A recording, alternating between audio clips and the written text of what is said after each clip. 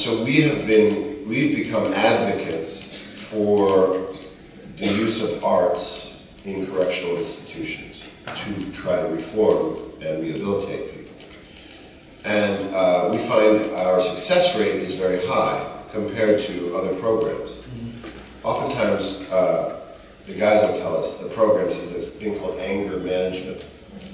And what the guys tell us is that we know exactly what they want us to say, and we say it, but we're not really learning anything. We're not really changing ourselves. We're just parroting lines that they want us to say. The same thing with Alcoholics Anonymous or Narcotics Anonymous.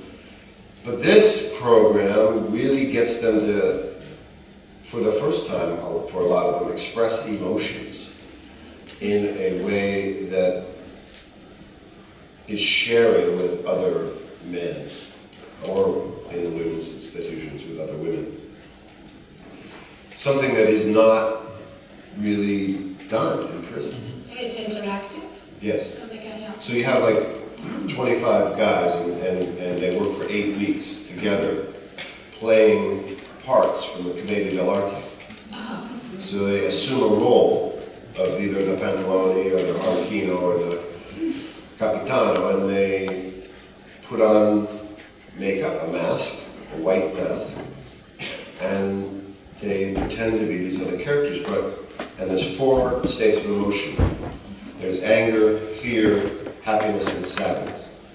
And the idea is that you express an emotion fully, because if it's a play, it's got to be important, and so the stakes have to be high.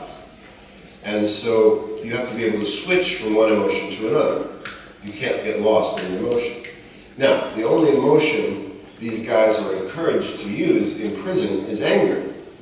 Anger is the predominant emotion. If you go out on the yard, you see a whole bunch of angry faces.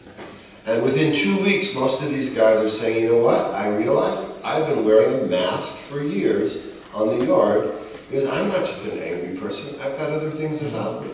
I have happiness in me, I have sadness, I have fears in the being here. And so all of these 3 forbidden emotions, we encourage them to start expressing, and expressing with each other. So at some point we have 25 guys playing these different characters in rudimentary costumes and makeup. And I'll take them to a funeral of one of the characters.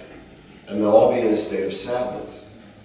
And there's 25 guys looking at an imaginary corpse and doing whatever they want to do to honor or to whatever that corpse. And you realize at that moment, they've all been there. They've all been in that room. And also, they haven't been in that room. People that they have loved have died, and they could not go honor them because they were in prison. Their mothers, their fathers, they could not attend the funeral. So their imaginations bring them to this reality. And it's always a very, very powerful moment when whoever's leading the class says, okay, now share with the person next to you. And you see these guys with tears in their eyes, looking at each other in this complete state of vulnerability, of a naked emotion. Is so powerful, and they never will be the same after that. They say things like, I've created a bond with this, my brother here, that is far deeper than any gang I've been in, far deeper than any cousin or family member. And this is a white man and a black man. And that's forbidden in prison too. It's all segregated. There's blacks over here, there's whites here, the Hispanics here, the Asians here. No one intermixes, right? And then they do this course, and they start realizing the humanity in each other. And then the wardens tell us the yard starts to change, and people start to cross over into different groups. And this is all because of art.